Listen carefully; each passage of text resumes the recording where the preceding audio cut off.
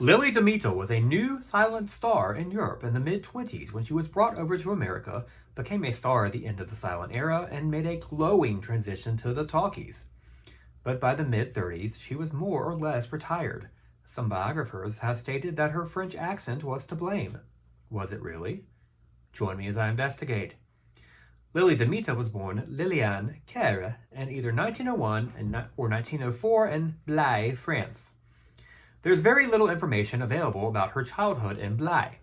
On a website on the town's history, Bernard Goulet and Jean-Louis Normand write that Lili's mother lived there and her father could have been an officer. She studied dance from a young age and apparently studied ballet at age 14 at the Paris Opera. By 16, she was headlining a musical revue at the Casino de Paris, showcasing her singing and dancing skills. After winning a beauty contest in 1921, Lili was given a supporting role in The Emperor of the Poor, which was released in 1922 and starred Léon Matheux and Gina Rillet. Lili had supporting roles in 3 more French silents in 1922, being credited under the name Lili Delay. In 1924, Lili supported the legendary Sarah Bernhardt in her final film, The Clairvoyant, which was released after the great actress's death. She also starred in her first leading role in A Woman of the Night.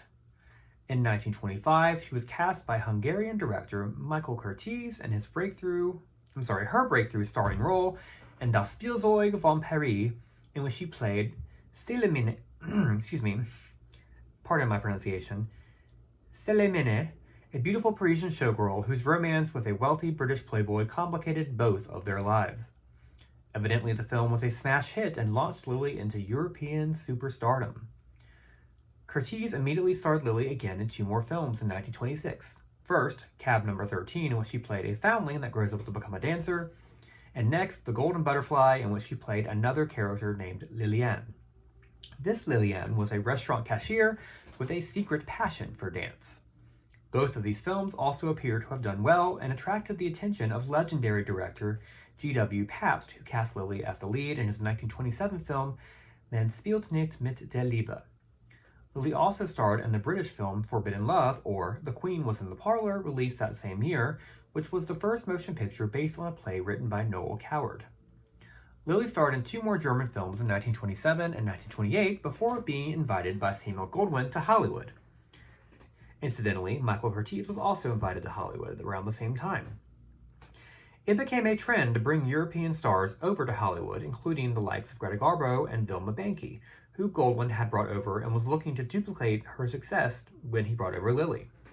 He starred Lili opposite Vilma's frequent co-star Ronald Colman in The Rescue in 1929, which was silent but released with synchronized sound and music. In the film, Lili played Lady Edith Travers, a wealthy Englishwoman who becomes attracted to the adventurer Tom Lingard, played by Colman. The film appears to have done well, with Lili getting a great review in the New York Times, who stated that she is fascinatingly handsome and gives an intelligent performance of the difficult role allotted to her. Lili was a hit in America and soon was loaned to MGM to star in The Bridge of San Luis Rey, her first American star vehicle, which was a partial talkie. The film was a box office hit, and Lili received a glowing review in Motion Picture News, who stated that she is tremendous and her facial expressions are marvelous. They also predicted that she will be a superstar if her voice is as good as her facial acting. Soon the world was about to hear Lili's voice for the first time in her first full-length talkie, The Cock-Eyed World, and the 1929 sequel to the 1926 smash hit film What Price Glory, which starred Edmund Lowe, Victor McLaglen, and Dolores Del Rio. Here, Lili was essentially taking Del Rio's place, playing a beautiful girl on a South Seas island that comes between the 2 Marines played by Lowe and McLaglen. She also gets to show off her considerable song and dance skills. The film was another absolute smash hit and was one of the biggest hits of 1929. According to Variety, the film beat every known gross from any box office for its first weekend. While Variety gave Lili mixed reviews and, however, made no mention of her voice, Photoplay gave her a rave and stated that she stands out brightly. She also got good mentions for the film in Picture Play magazine. In fact, I could not find any reviews that mention her voice in a negative aspect. for this film, which is a sharp contrast to what some of her later husband Errol Flynn's biographers wrote, claiming that Lily failed in the talkies due to a thick French accent. However, again, I cannot find a review that mentions that. Lily had become a huge smash with her first talkie and gotten a considerable amount of buzz in the movie magazines about her life both on and off the screen. More of that later. And since she had conquered American cinema, it was time for her to conquer Broadway as well. From 1929 to 1930, Lily was away from Hollywood, starring in the musical Sons o' Guns on Broadway, which also starred Jack Donahue and William Frawley. Lily starred as Yvonne and sang the song It's You I Love. The production was a hit and ran for close to 300 performances. Following the show's closing, Lily returned to Hollywood. Her first two gigs were starring in French-language versions of two hit MGM talkies, Let Us Be Gay and The Bachelor Father. She appears to have begun freelancing at this time and continued to do so for the rest of her career. First, she starred opposite Gary Cooper in 1931's western Fighting Caravans, in which she played a tough woman that journeys out west alone before meeting Cooper's character. While the film was popular, Variety stated that the film was just a walkthrough part for her, and the New York Times stated that she was beautiful and clever, but a little too beautiful to be playing a frontierswoman. Next, at RKO, Lily starred in The Woman Between as a woman that marries a wealthy older man, only to have an affair with a younger man that she discovers afterward is her stepson. Yikes. She also clashes with the man's grown daughter, played by Miriam Seeger. While the film got mixed reviews, it did get Lily an entire spread and photo play in which they muse on her return to Hollywood and the direction her career will take now that she's back. In 1932, Lily starred in two American films, including This Is the Night, in which she played a humorous role as a woman hired by Roland Young to pose as his wife to make his married girlfriend jealous, and The Match King, in which she played a glamorous movie star hiding out in disguise from her wealthy boyfriend, played by Warren William. The New York Times gave Lily a glowing notice for This Is the Night, praising her comedic abilities.